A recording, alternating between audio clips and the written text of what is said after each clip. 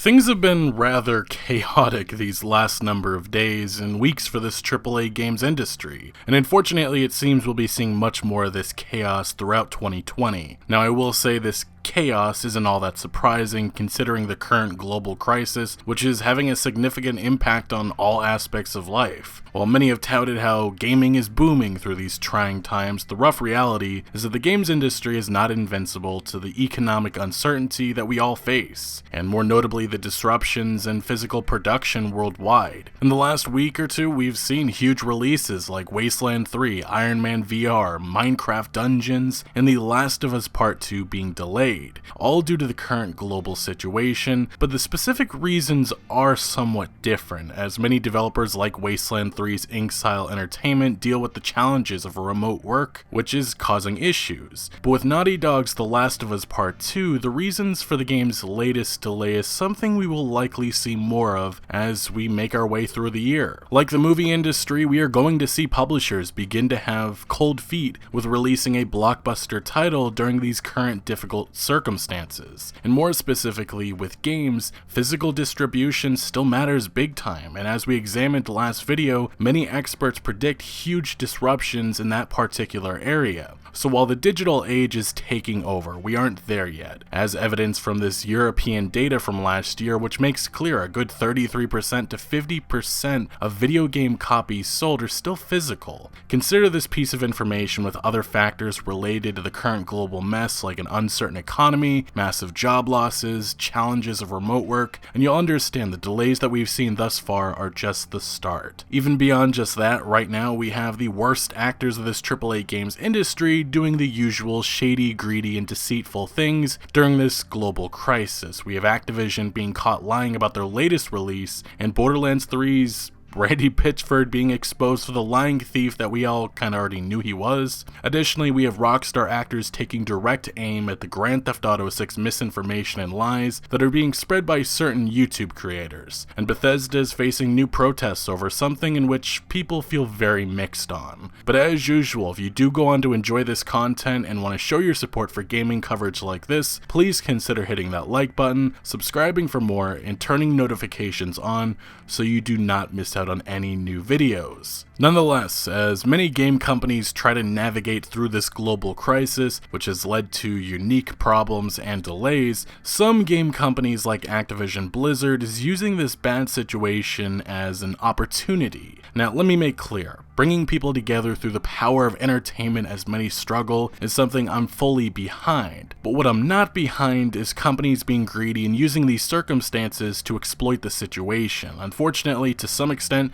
that pretty much is what Activision has done with the release of Modern Warfare 2 Remastered, which for right now is only available on the PlayStation 4 because this definitely was the perfect time for an exclusivity deal to come into play. In recent days, as some of you may have seen, many were excited to learn about Modern Warfare 2's campaign being remastered and surprise released almost immediately. But that changed when people learned of the exclusivity deal, and it was made a bit worse when a well-known Call of Duty leaker, the Gaming Revolution, which has accurately leaked a lot of Call of Duty content in the last year, including this remaster, gave further insight into Activision's master plan, which they aren't being truthful about. See, based on what the Gaming Revolution has reported and confirmed further by in-game files, this remaster has been done for a few years now, and really was just sitting around for a rainy day, something a former Sledgehammer Games developer actually confirmed a while ago. But anyway, that rainy day has come. Activision found the perfect time to drop it, which is now, when a lot of people are stuck at home. But beyond just this, Activision says that they have no plans or weren't looking to remaster Modern Warfare 2's multiplayer. That's not true, as apparently the multiplayer is still in active development and is still being tested on. Activision again is just following the data and what will make the most money, so using remastered fan favorite Modern Warfare 2 maps instead for the current Modern Warfare 2019 game, which is cheaper to produce and more profitable, appears to be the plan for now, although that could change. Next though we have is some recent uproar surrounding Bethesda Game Studios and the Fallout brand. Right now the developer, and more specifically their Austin studio, is preparing for the huge Wastelanders update for Fallout 76 coming up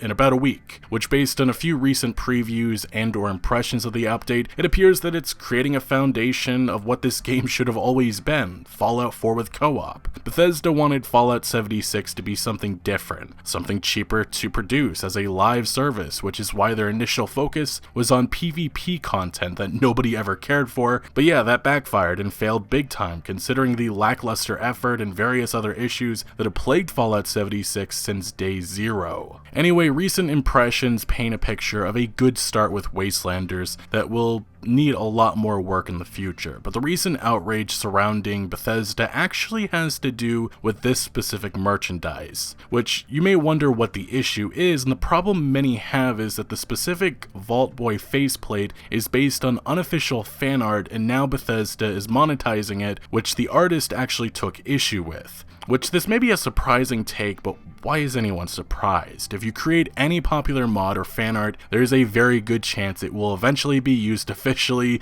and you will get zero credit. This is the risk that anybody takes. This isn't a new thing with Bethesda either. A few years ago, one of the best quests of the Fallout 4 Far Harbor DLC was almost exactly identical to a popular Fallout New Vegas modders quest, and at the time, again, many were pissed with Bethesda, accusing them of ripping off the mod. So my takeaway, unfortunately, if you create something with the Fallout or Elder Scrolls brand, you should just expect that Bethesda could rip it off and make money off of it, and unfortunately they are in their rights to do just that. Sure, reaching out, acknowledging the original creator, and maybe sending a free copy of, say, Doom Eternal would be the nice thing to do at the very least, but this is good old corporate Bethesda, who has done a phenomenal job creating a facade that they truly care for their community. This is the same company, despite enormous backlash, has pushed forward multiple times trying to monetize their modding community, and heck, I think a number of months ago a contractor or someone hired by Bethesda produced a promotional Elder Scrolls themed tabletop RPG adventure which was released on the official Elder Scrolls social media accounts and was later taken down because the entire game plagiarized a Dungeons & Dragons adventure that was published by Wizards of the Coast in 2016. But with this specific situation, with the angry Vault Boy and his middle finger, something that I had honestly thought was official work, there's nothing that can be done. It's Bethesda's IP. Some publishers treat fan artists and modders better, others do not. Moving along, this is a story that I'll eventually cover in far more detail, but one of the biggest issues with any rumored Rockstar Games title is the amount of misinformation and lies spread around by bad actors. This was the case notably with Grand Theft Auto 5 before release, and more recently with Red Dead Redemption 2. Tons of fake leaks and hoaxes that are spread around as fact, and the bigger issue is that there are a lot of websites and YouTubers knowingly spreading fake news as fact. This was something I more recently called out with Cyberpunk 2077, in which mainstream gaming news outlets like PC Gamer spread fake news from a fake interview that never happened, and what's even worse is that they never bothered to make a correction. But right now the most common fake gaming news that is spread around as fact revolves around Grand Theft Auto 6. As all of you know, this is not a new thing. We've had YouTubers like Sernando years back uploading fake I got Grand Theft Auto 6 early unboxing videos, which relies on the manipulation of younger viewers. Anyway, the latest misinformation surrounding Grand Theft Auto 6 has led Ned Luke, who portrayed Michael DeSanta in Grand Theft Auto 5, taking direct aim at a specific content creator who is well known for spreading false news. What was this? They said that GTA 6 is going to be made in Vice City. How do these people get all this information on what's going to be what? People, do you not understand? Do not believe anything that you see on the internet from, Boss Man the World or whatever his name is, or any of those guys. Don't listen to those guys. They have no inside information. They're just clickbait. And if you hear it from Rockstar, then you know.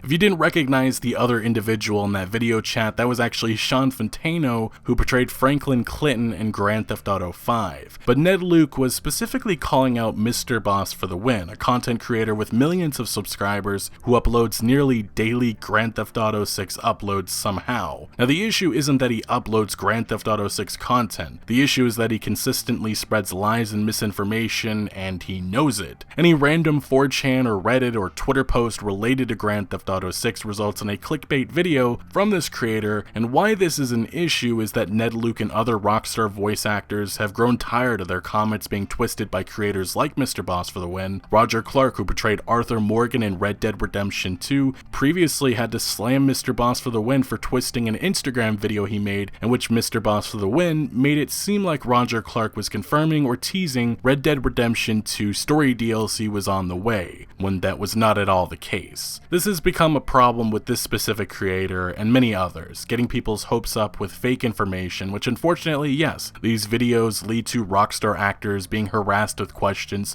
related to the next Grand Theft Auto, and they've on numerous occasions said that they know nothing about Rockstar's plans with Grand Theft Auto 6. Sure, they would love to be involved, but they have no idea on what Rockstar plans to do. More recently, a fake leaker hyped up a March 25th reveal for Grand Theft Auto 6. Mr. Boss for the Win made dozens of videos hyping up the leak, and guess what? Nothing happened. Instead of making a correction video, this YouTuber pushed forward, seemingly putting the blame on Rockstar for not revealing Grand Theft Auto 6 yet. What's even worse is that he even somehow clickbaited being called out by Ned Luke for spreading GTA 6 clickbait, and he is now, I suppose, wearing Mr. Boss F the World as a badge of honor, at least on Twitter. Also, FYI, this is the same content creator who a few years ago got exposed for doxing people. But again, the issue isn't that he makes Grand Theft Auto 6 videos. The issue are the lies, and yes, some of the leaks going around are real. Like a few years ago, YouTube channel The Know, now I believe they're Inside Gaming, alleged that the next Grand Theft Auto game was codenamed Project Americas, maybe featuring a female lead protagonist, taking place in Vice City, possibly having a few missions set in South America with a release date of around 2022. From what I heard from my own source months ago, that leak was indeed true, and since then individuals over at the GTA forums have discovered various actors' resumes that state that they have roles in Grand Theft Auto 6. But with all the fake news produced by YouTubers like Mr. Boss for the Win trying to hype up reveals or announcements happening now, one actual trusted journalist with actual insight, Kotaku's Jason Schreier, has confirmed the Grand Theft Auto 6 announcement is not happening anytime soon. But don't worry, I'm sure the next random 4chan post that claims a reveal is coming in May will result in hundreds of videos hyping up the fake news. But hey, I must say, blatantly lying certainly is profitable. Anyway, since we are on the subject of scam artists, let's proceed to Randy Pitchford, who is one of the masters of that. Gearbox CEO accused of pocketing a secret $12 million bonus that was meant to fund the development of Borderlands 2, and man who left a non-password protected USB with company secrets and adult content at a restaurant is once again in the news for all the wrong reasons. Despite Borderlands 3 being a huge success in the eyes of publisher 2K Games, Randy Pitchford decided during this global crisis to stiff his developers on a promised Borderlands 3 bonus. See, Gearbox Software is known for giving out lower than usual wages in this AAA industry, but the upside is a promised significant royalty bonus, which in recent years has been shrinking due to Gearbox's financial failures with games like Aliens, Colonial Marines, and Battleborn. But management at Gearbox tried easing concerns and promised multiple employees six-figure bonuses following the launch of Borderlands 3. But now these employees have been told that they will instead receive small bonus checks, and this is because Gearbox had grown larger in size, Borderlands 3 costing more than expected to develop,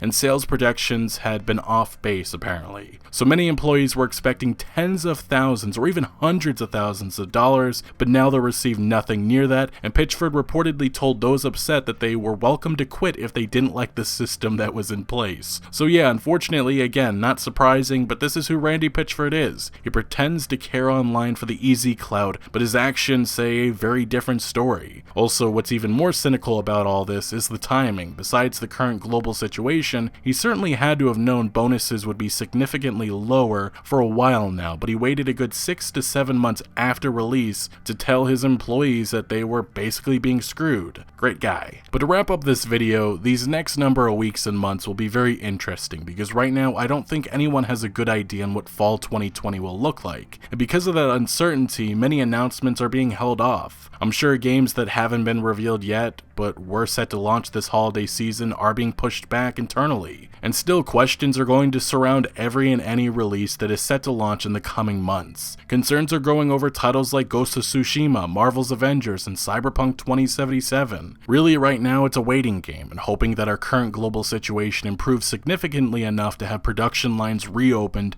sooner rather than later. Questions continue to surround the next generation of consoles, which are set to launch this holiday season, but analysts and experts are becoming increasingly skeptical of if that's even possible. But today we did get our first look at the new PlayStation 5 wireless controller, which features a different name, kind of surprising, DualSense, and overall I think the design looks pretty different, but it's neat. I like it. I do wonder though if Sony or Xbox will commit to a release date anytime soon for their next gen consoles. Right now though, it doesn't look like that will happen until our current global situation and how it's expected to advance becomes a little bit more clear. But anyway, what do you make of the current global situation and the impact that it's having on this games industry? Let me know your thoughts down in the comment section below, but thank you for watching. Make sure to leave a like if you did enjoy this video or if you found any informative value, and make sure to follow my other social media accounts for updates on new videos. Links are always down in the description below. I'm most active on Twitter, giving opinions on news that I do not always get into video form, so do make sure to follow me over there. Also check out my Discord for all sorts of discussion on games. And again, thank you for joining.